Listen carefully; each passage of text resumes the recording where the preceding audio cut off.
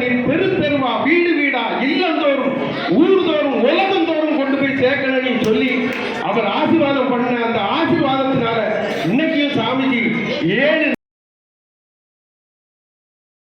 அந்த அறிவிப்பை பகவான் யோகி ராம் சரத்குமார் 40 ஆண்டுகள் இந்த இடத்துல இவ்வளவு நாம சங்கீர்த்தனம் 3 கோடி தேவர்களும் முனிவர்களும், இதுதான் உண்மை. அதாவது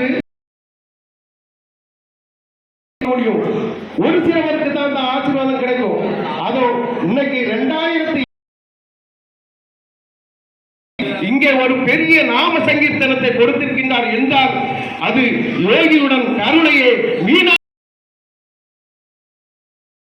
என்று சொல்லி நீங்கள் எல்லோரும் காணிமடம் என்பது கன்னியாகுமரிக்கு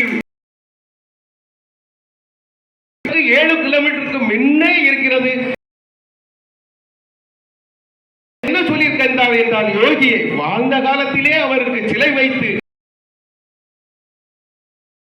ஊட்டமாக இருக்கின்ற இடம்தான் அந்த காணிமடம். யோகி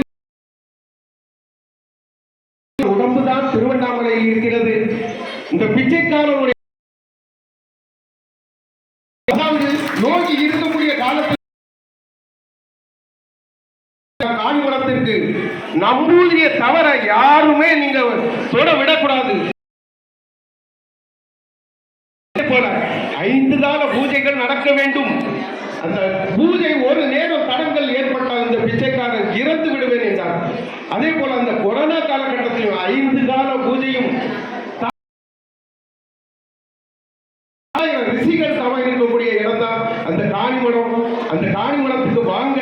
அந்த காணிமடத்துல வந்து நீங்க மிதிச்சா உங்களுக்கு மறு பிறவி கிடையாது யோகியே சொல்லியிருக்காரு.